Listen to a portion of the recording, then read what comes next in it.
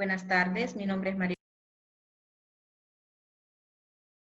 de la Universidad Nacional Autónoma de Honduras en el Valle de Sula. Esta tarde vamos a hablar sobre un tema muy importante como lo son los estadios del parto. Para ello vamos a hacer la definición de lo que es un parto. El parto es un proceso o una secuencia de acontecimientos que comienzan con las contracciones uterinas y luego concluye una hora después de la expulsión de la placenta. El proceso del parto se divide en 4 estadios, que son los que vamos a discutir a continuación. En los estadios del parto, el primer estadio comprende lo que es la dilatación y el borramiento del cuello. Este primer estadio, también llamado estadio de dilatación, se inicia con la aparición de las contracciones regulares y finaliza con el borramiento completo y la dilatación del cuello uterino. Suele corresponder al estadio más prolongado y se divide en 3 fases, lo que es la fase latente, la fase activa y la fase de transición, que son las que vamos a explicar a continuación. Aquí podemos observar el proceso de dilatación y borramiento del cuello uterino en cuanto a lo que es el primer estadio del parto, que habíamos comentado anteriormente, que es el borramiento, la dilatación y el borramiento del cuello uterino.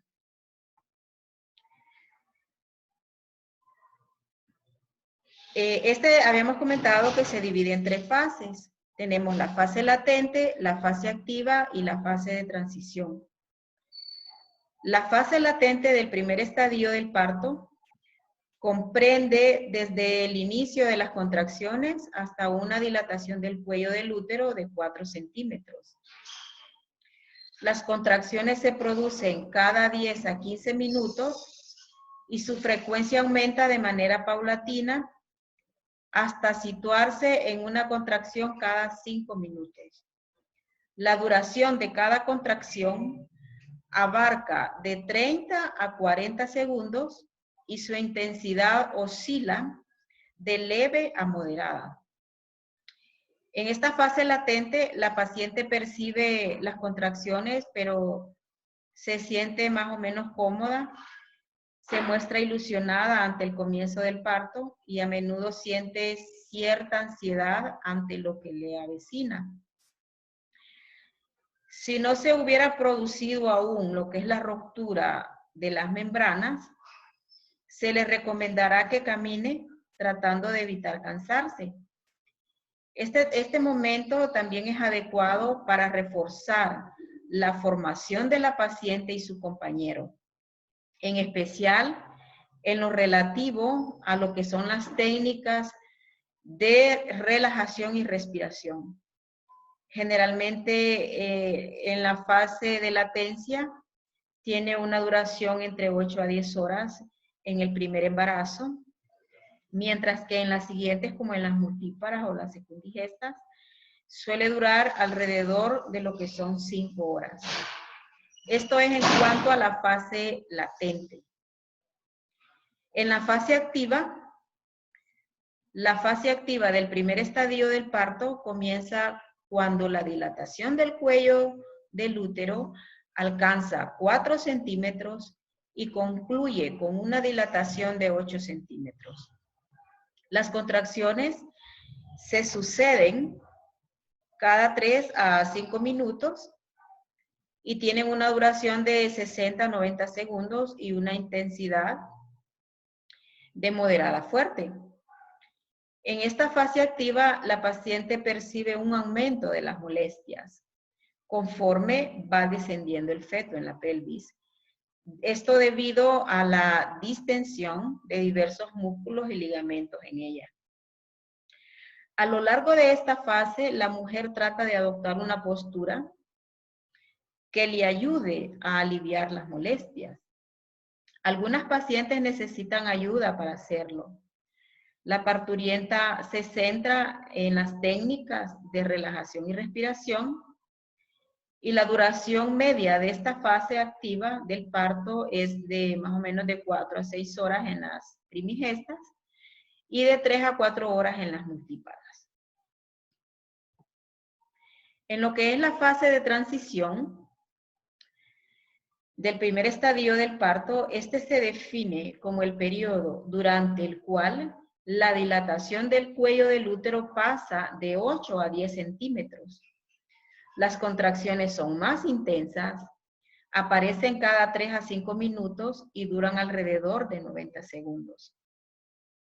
La mujer percibe un deseo muy intenso de pujar, o de empujar, a medida que el feto se encaja en la pelvis y desencadena lo que es el reflejo de Ferguson.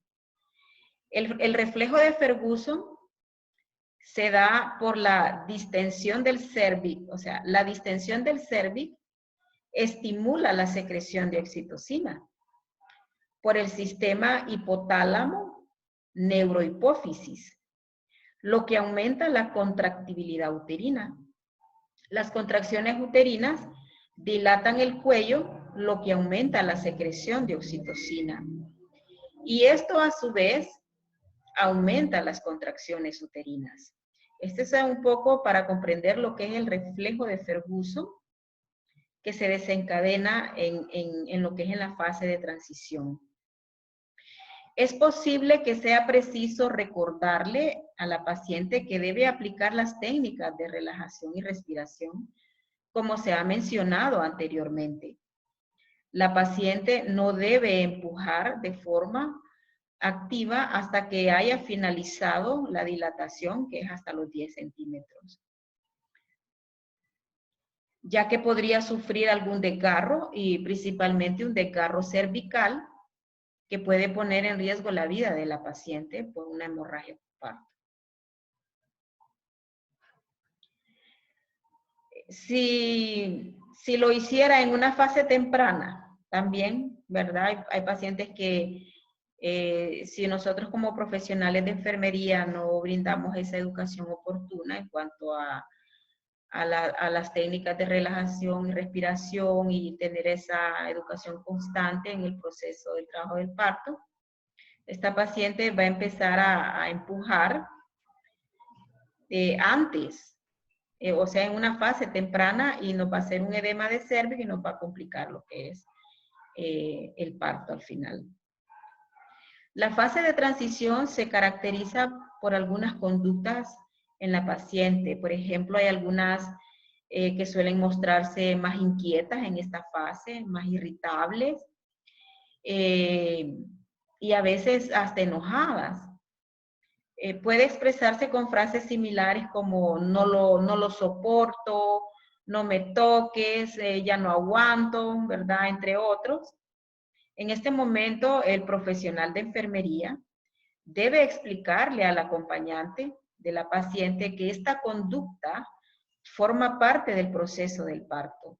Aparte de que nosotros en ese momento debemos de dar, ¿verdad?, el apoyo a la paciente que ella necesita en ese momento, como por ejemplo dar un masaje relajante en la espalda, ayudarle a aplicar estas técnicas de relajación y de respiración que previamente la paciente se supone que ya ha recibido estas técnicas en su control prenatal y en el taller psicoprofiláctico del parto antes de su internamiento. La duración media de la fase de transición del primer estadio del parto es de 1 a 2 horas. Vamos a hablar un poquito sobre lo que es la amniotomía. La amniotomía se define como la ruptura artificial de las membranas. Este procedimiento puede aplicarse cuando la dilatación del cuello del útero ha alcanzado por lo menos unos 2 centímetros de dilatación para permitir la inserción del gancho amniótico a través del orificio del cuello uterino.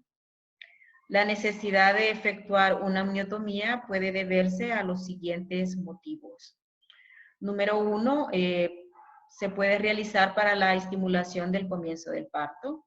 Número 2, para el acortamiento de la duración del parto.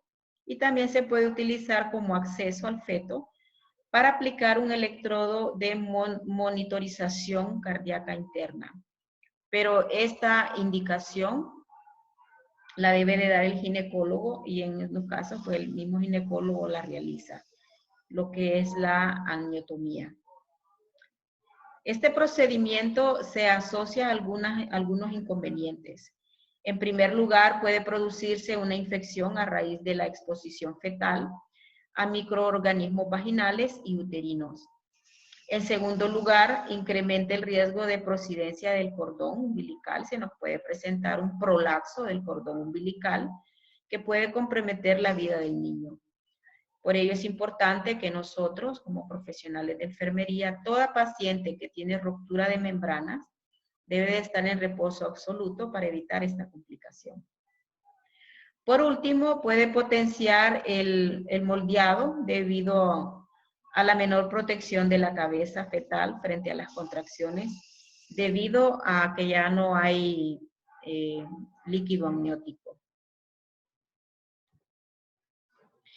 Es importante que nosotros como profesionales de enfermería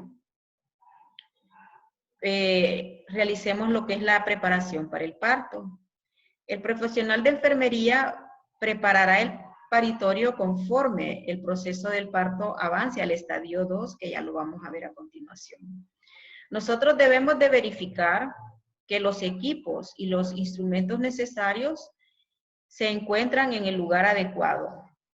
Debemos de contar con una lámpara de calor por irradiación, un aspirador, oxígeno, fármacos de urgencia para el neonato, laringoscopio, sonda de aspiración, tubos endotraqueales. Y también debe de existir el equipo de urgencias para el neonato y para la madre. Por ejemplo, el equipo de reanimación neonatal debe de estar completo y el equipo del código rojo cuando se nos presente una hemorragia postparto y nosotros ya debemos de tener ese equipo rojo revisado, completo y previamente nosotros debemos de comprobar el funcionamiento correcto de todos los equipos con anterioridad al nacimiento.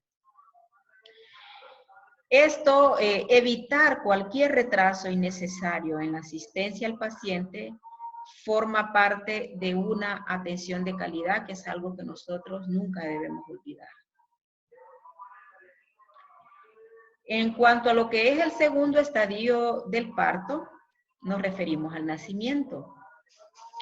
El segundo estadio del parto se inicia al completarse la dilatación del cuello del útero, que son los 10 centímetros, y concluye con el nacimiento del lactante.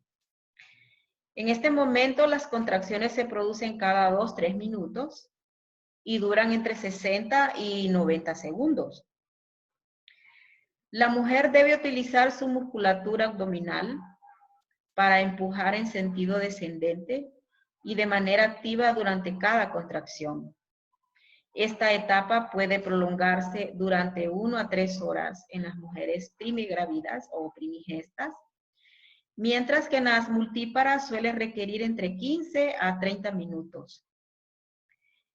En este momento el tejido perineal se adelgaza, el tejido perineal se va adelgazando y se distiende a medida que la cabeza fetal ejerce una presión contra el perineo y la madre empuja.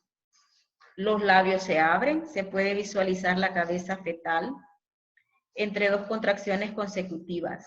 De manera gradual se logra visualizar una porción más extensa de la cabeza fetal.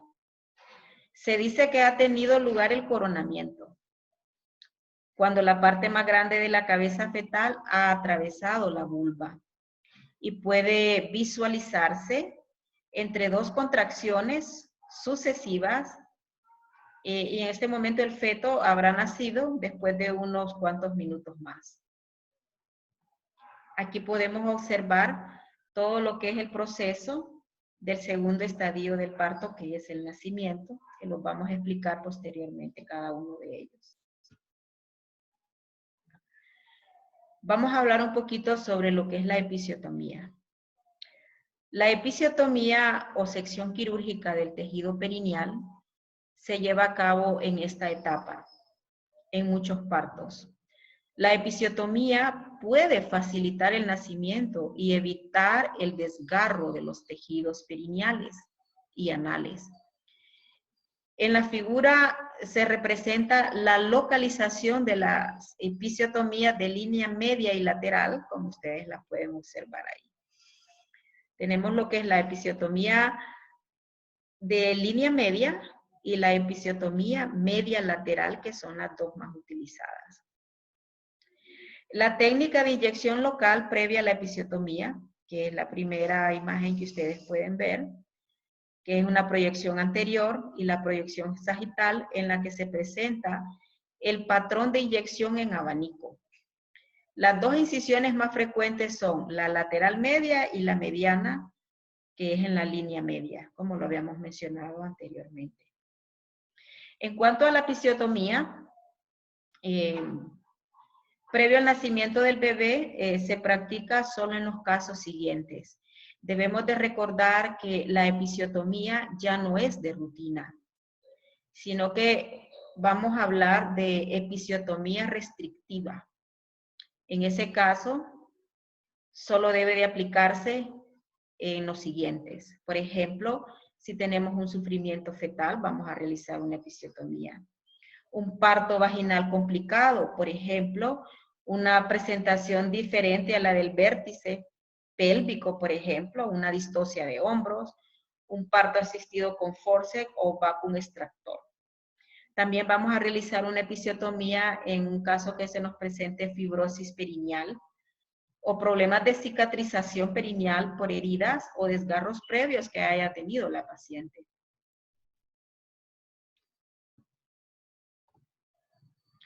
Y vamos a hablar un poquito sobre lo que es el mecanismo del parto para entender un poco más lo que son estos estadios. En lo que es el mecanismo del parto, la posición del feto se va modificando conforme avanza a lo largo del canal pélvico. Estos movimientos reciben el nombre de mecanismos del parto o movimientos cardinales, que son los que ustedes pueden observar en la imagen. Por ejemplo, los primeros tres movimientos que ustedes pueden observar, que es el A, B y el C, que es la cabeza suspendida antes del encajamiento, el B, el encajamiento, flexión y descenso, y el C, que es descenso posterior a la rotación interna. Estos tres movimientos pueden tener lugar con anterioridad al inicio de las contracciones, o bien a lo largo del primer estadio del parto. En cuanto a lo que es el encajamiento, este es el punto en el cual la parte que se presenta por lo general es la cabeza fetal. Esta entra en la pelvis verdadera. Esta parte se sitúa a la altura de las espinas ciáticas o por debajo de las mismas. El feto no puede balancearse en ese momento porque ya está encajado. En lo que es el descenso, este comienza con el encajamiento y continúa hasta que el feto ha atravesado el canal pélvico, empujado por las contracciones. En lo que es la flexión, se difiere a la actitud que asume el feto. La flexión ideal es positiva con la cabeza sobre el tórax, los brazos flexionados sobre este y las piernas flexionadas sobre el abdomen. En lo que es la rotación interna, puede producirse antes del parto, aunque suele hacerlo a lo largo del primer y segundo estadio que explicamos anteriormente. En este momento el feto gira para adoptar una posición anterior. El occipucio fetal se encuentra próximo a la sínfisis púbica, que es esta imagen, la F.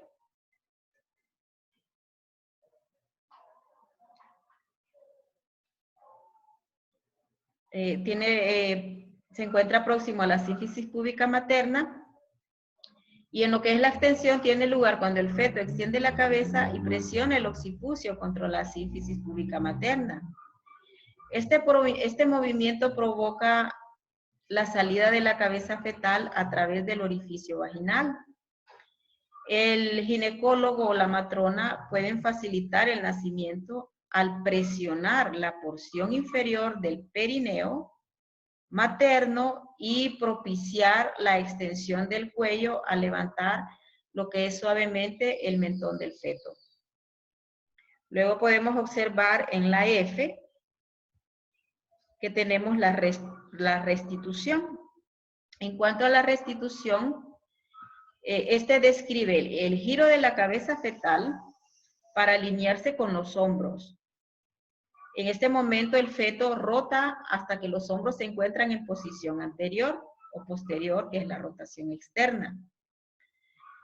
En lo que es la expulsión, este consiste en el nacimiento del resto del feto tras la restitución. El ginecólogo, la matrona, ejerce una presión suave en sentido descendente sobre la cabeza fetal para permitir la expulsión del hombro anterior por debajo de la sínfisis púbica. En este momento se levanta la cabeza para permitir el paso del hombro posterior y el resto del feto se desliza fuera de la vagina, que es donde nosotros ya podemos tener lo que es todo el cuerpecito del bebé al exterior. Una vez que ya hemos tenido el cuerpecito del bebé, como podemos observar en nuestra imagen, vamos a hablar de la importancia del pinzamiento del cordón umbilical en ese momento. El pinzamiento del cordón umbilical se efectúa con anterioridad al alumbramiento.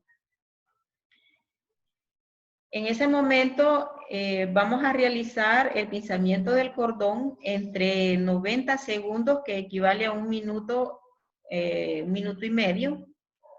Y en el momento en que deje de pulsar el cordón luego del nacimiento del recién nacido.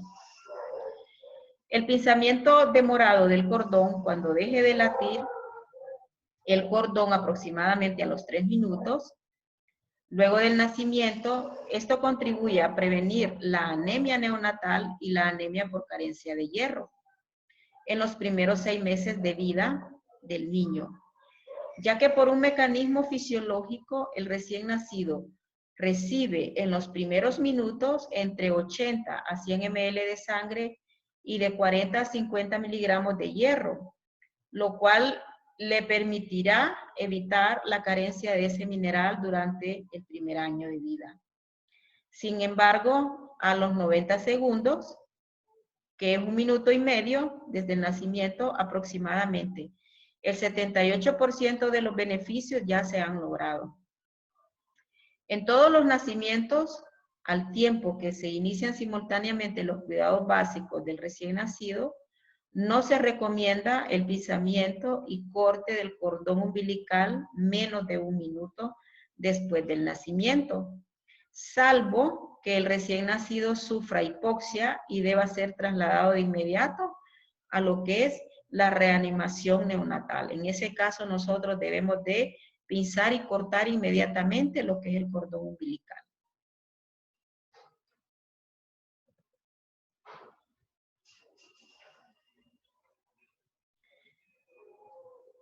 Vamos a hablar un poquito sobre lo que es el tercer estadio del parto, que es la expulsión de la placenta.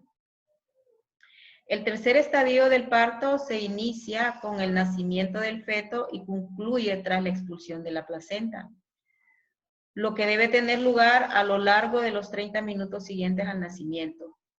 Aquí las contracciones uterinas y continuas que se suceden tras el nacimiento provocan lo que es la separación de la placenta de las paredes uterinas, lo que origina una hemorragia, pero es una hemorragia leve. En este momento las membranas se desprenden del útero a medida que la placenta se desprende hacia la vagina. Los signos de la expulsión eminente de la placenta son la salida de un chorro de sangre de la vagina, el alargamiento del cordón umbilical, por ejemplo, y la adopción también de una de ellas, ¿verdad? Se distinguen varias modalidades de separación de la placenta. Por ejemplo, la aparición del lado fetal brillante se conoce como mecanismo Schultz, mientras que la aparición del lado materno opaco se denomina mecanismo Duncan. Aquí podemos observar en nuestra imagen cómo se va dando lo que es el desprendimiento de la placenta hasta lo que es su alumbramiento.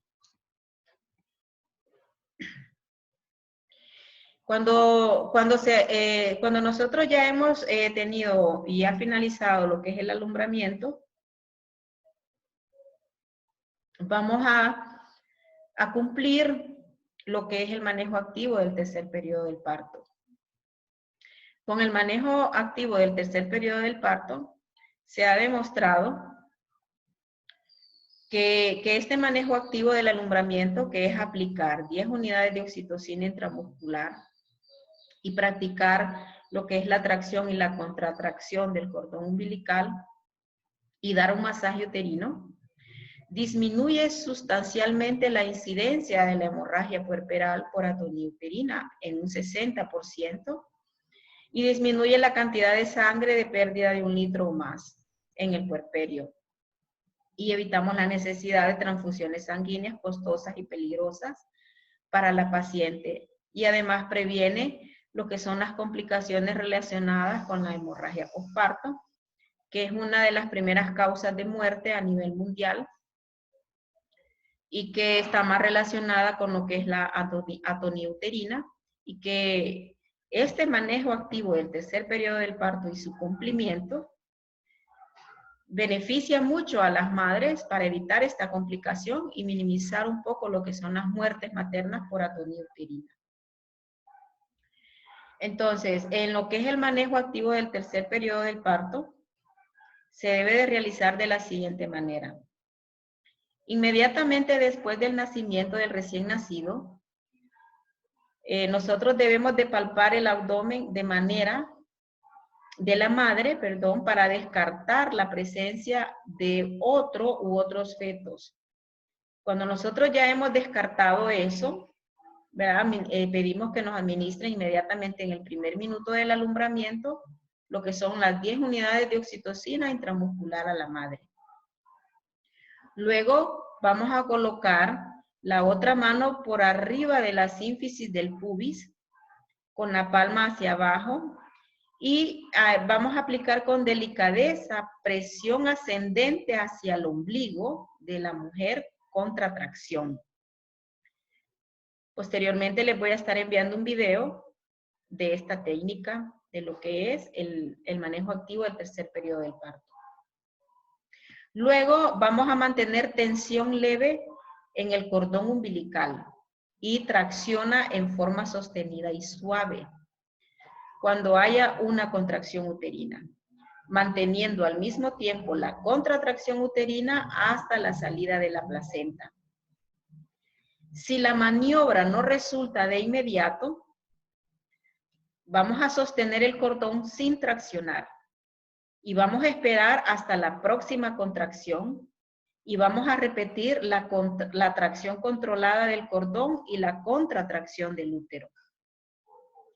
Si la placenta no desciende durante 30 a 40 segundos de tracción controlada del cordón, es decir, no hay signo de separación placentaria, que habíamos comentado anteriormente, que puede ser un chorrito de sangre que salga por la vagina, que es un signo eminente de desprendimiento, no vamos a continuar traccionando el cordón, sino vamos a sostener suavemente el cordón umbilical y vamos a esperar hasta que el útero esté bien contraído nuevamente. Entonces, con la próxima contracción, vamos a repetir la tracción controlada del cordón umbilical, manteniendo la contratracción del útero.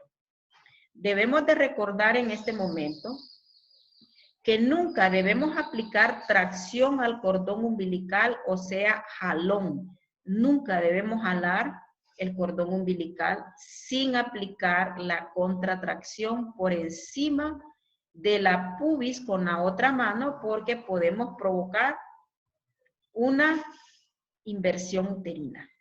Y esto puede llevar a la muerte a la paciente si no se le da una atención oportuna por el ginecólogo, anestesista y todo el protocolo que debe de instalarse en ese momento. Una vez que la placenta está visible en la vagina, vamos a tomarla con ambas manos en copa sobre sí misma sin traccionar y la vamos a colocar en una riñonera u otro recipiente disponible que tengamos al alcance.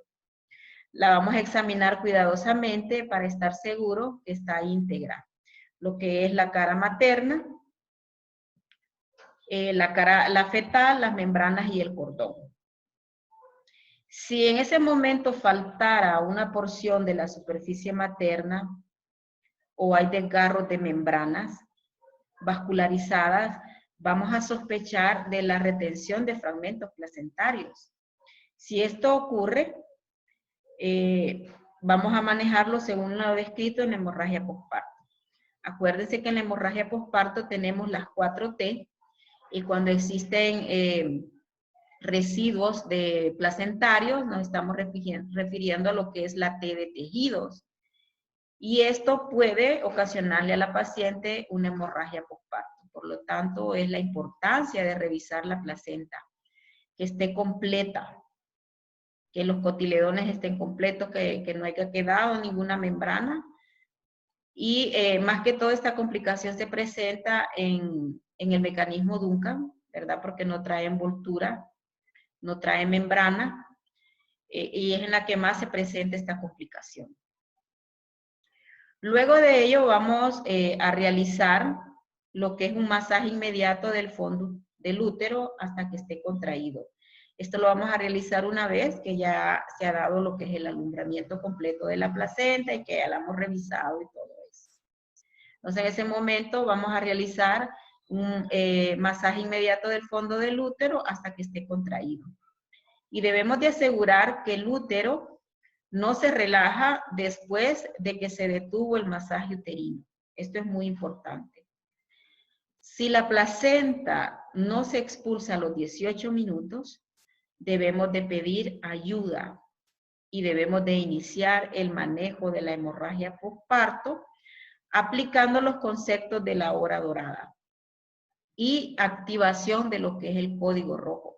Y por eso es la importancia de tener nosotros todo el equipo necesario, materiales, medicamentos, para cuando estas complicaciones se nos presenten y nosotros podamos dar una atención de calidad y podamos evitar que la paciente no se nos vaya a morir por una hemorragia. Entonces, al momento que nosotros activamos el código rojo, ya tenemos todo el equipo completo para dar una atención de calidad oportuna a la paciente. Y vamos a hablar un poquito sobre lo que es el cuarto estadio del parto o la recuperación del puerperio inmediato. El cuarto estadio del parto comprende la primera hora del puerperio a lo largo de la cual el organismo materno comienza a recuperar su estado anterior al embarazo. La presión arterial registra un ligero descenso, el pulso aumenta y posteriormente se ralentiza. El volumen normal de la hemorragia puede ser entre unos 250 ml y la mayor parte de él corresponde a la separación de la placenta. El fondo del útero se localiza en la línea media por debajo del ombligo y el útero debe recuperar su firmeza para que se interrumpa la hemorragia. Entonces aquí la saturación con sangre de más de una compresa perineal durante esta hora se considera excesiva. En este caso la madre puede presentar temblores o escalofríos incontrolados, que son los escalofríos puerperales, por la respuesta fisiológica al parto y la disminución del peso corporal. Pero la importancia de lo que es el cuarto estadio del parto en cuanto a lo que es la recuperación del puerperio inmediato. Este consiste en que cada 15 minutos durante la primera hora después de la expulsión de la placenta y cada 30 minutos en la segunda hora vamos a realizar lo siguiente. Vamos a tomar lo que es la presión arterial, el pulso, la respiración, la temperatura, todos los signos vitales. Vamos a palpar el útero para confirmar que el útero está contraído. Vamos a examinar las características de los loquios para asegurar que son normales y que no hay hemorragia ni expulsión de coágulos. Vamos a evaluar que la paciente esté hidratada, que ella miccionó. Esas son tantas cosas que nosotros vigilamos en el puerperio inmediato. Y la importancia de esta vigilancia es que la mayoría de las complicaciones maternas por hemorragia se dan en esta primera hora o 2 horas del puerperio. Eso es importante, la vigilancia de estos signos en la paciente. Entonces, la medición de los primeros 15 minutos se inicia a los 15 minutos de expulsada la placenta en un parto vaginal. Para ello, se consigna este dato en una hoja de control de la atención del puerperio inmediato que ya están implementadas en los hospitales según las normas, para lo que es el registro de todo el proceso y la evaluación y la atención que nosotros le brindamos a la paciente en el puerperio inmediato. Debemos de recordar siempre la importancia, porque la mayoría de las complicaciones, como habíamos mencionado anteriormente, se dan en lo que es el puerperio inmediato, y que es nuestra responsabilidad como profesionales de enfermería, dar una atención de calidad, con calidez a la paciente, para que ella pueda salir muy feliz con su hijo del hospital, que es lo que soñamos todas cuando ingresamos a una área de maternidad. Salir sanas con nuestro hijo, ¿verdad? Que nuestra familia nos esté esperando. Ese es el sueño de toda mujer y son cosas que se pueden prevenir siempre y cuando nosotros tengamos el conocimiento, la teoría, ¿verdad? La ciencia, para poder nosotros dar lo mejor a nuestras mujeres que tanto lo necesitan. Espero que este tema haya sido de mucha utilidad para todos ustedes. Como parte de reforzamiento de las clases que hemos tenido, para complementar el aprendizaje. Posteriormente estaremos hablando de la atención del parto normal y de los cuidados del recién nacido. Gracias, que Dios los bendiga, que Dios bendiga a Honduras frente a esta pandemia que nosotros estamos enfrentando, ya que Él es el único del cual nosotros pues podemos pedirle que nos proteja y que nos libre de esta crisis de salud que estamos viviendo a nivel mundial. Que tengan una feliz tarde y nos veremos en la próxima.